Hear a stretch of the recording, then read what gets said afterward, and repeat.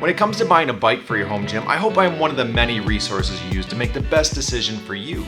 But something that's often overlooked are the comments right in my videos, because these are comments from real people that have the bike and are sharing their thoughts on whether they love it or hate it. So I've decided to comb through those comments and rank the bikes based on viewer feedback.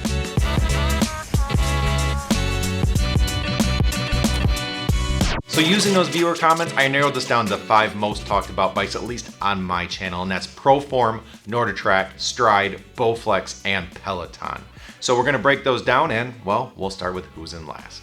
And this is the iFit bike, so Proform and NordicTrack. And why am I putting them in last? Well, if we were to apply a percentage to how many negative comments we had versus positive, they are overwhelmingly the largest as far as that percentage goes of negative comments. And the things that people usually say are the bike arrived broken, 2, the bike eventually broke, and 3, customer support is beyond terrible and very, very frustrating to work with. So considering that, you should probably never ever consider one of these bikes, right? Well, not exactly, and I have a few reasons for that. And first is when I started digging through the comments, the negative ones really stand out to me because they seem to be frequent compared to the other bikes, but they're also so strong. People are so frustrated. But as I dug through these comments, I did realize there are way more positive comments, way more positive experiences than negative. So it's still a product that makes a lot of people very happy and helps them work towards their health goals, but they still have work to do.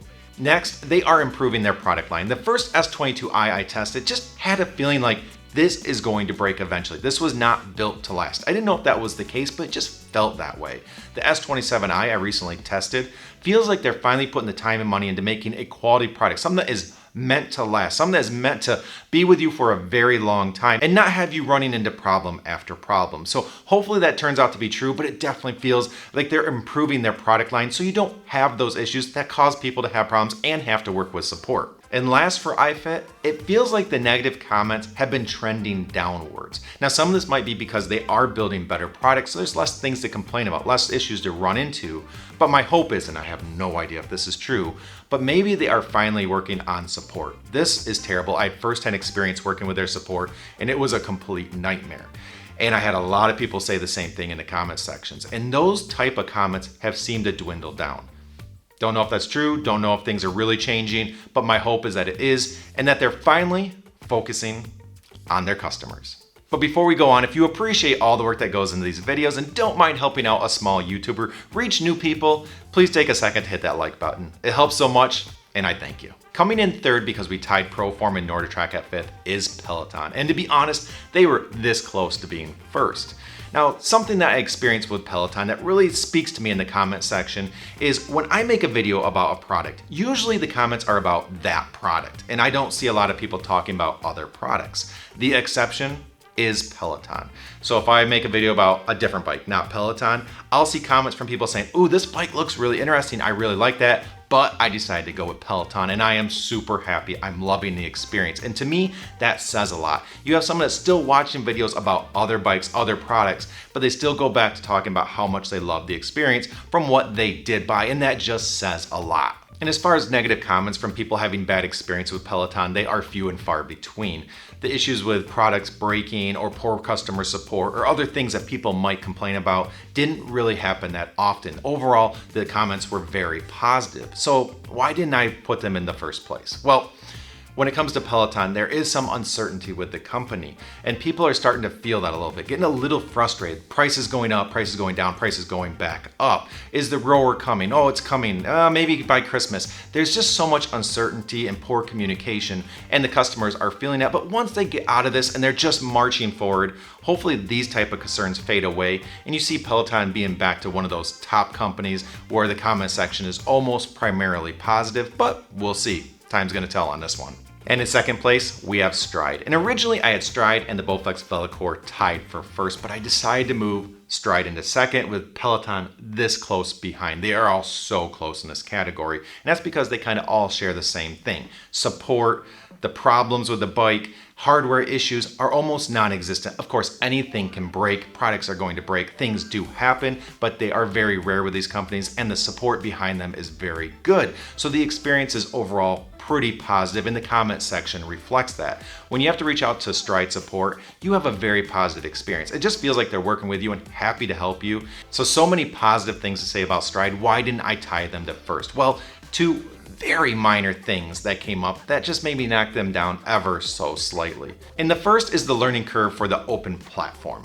When you get the Stryde, it's not like the other bikes where it boots up, it's just in an environment and you just use that and it's laid out. It's an open platform. Yes, you can use the Stryde platform, but you can also do all sorts of things, download things, and there is a little bit of a learning curve there. It is very minor. Once you know, you know. It's very simple, but you have to get through that.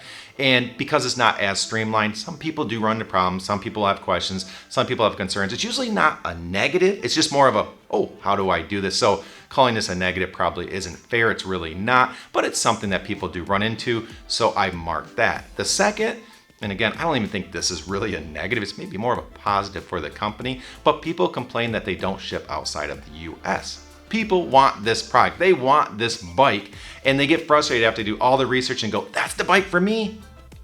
I can't get it. And that is frustrating. So if anything, Stryde, listen up, figure out how to start shipping outside of the US because people want your bike.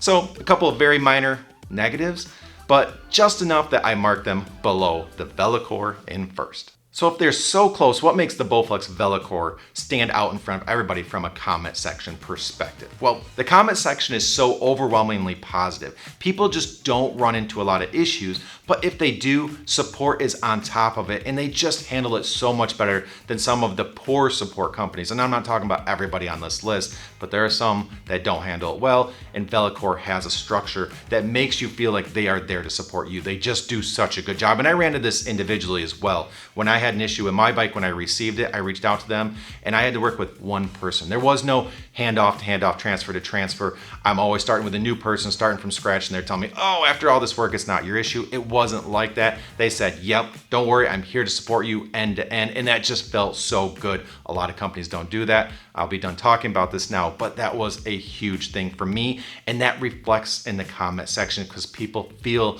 like they're taken care of. Something else that I think plays into this is that they have a lower monthly fee than a lot of the other bikes. These bikes are connected fitness products in general. The monthly fees can get quite expensive and they can definitely add up if you get more than one. But with the Velocore, they have kept that rate much lower than a lot of the other products and they've kept it there. And I think that contributes to just that overall positive feeling. You're taken care of. They look out for you. They'll handle issues if they come up and they don't charge you an arm and leg to keep using that product. So overall, I feel like that just builds a positive vibe around the company and you see that in how people react and how they talk about it in the comment section. So that is a very big pro for this company and why they ended up in first. But I hope this helped you out, and if it did, again, please hit that like button. It helps so much and I definitely appreciate it. Subscribe to stay on top of everything coming up on this channel. I have so many reviews coming up I'm very excited for in a lot of different categories. So a lot of excitement built around those items. But until next time, here's to a healthier you and have a good one.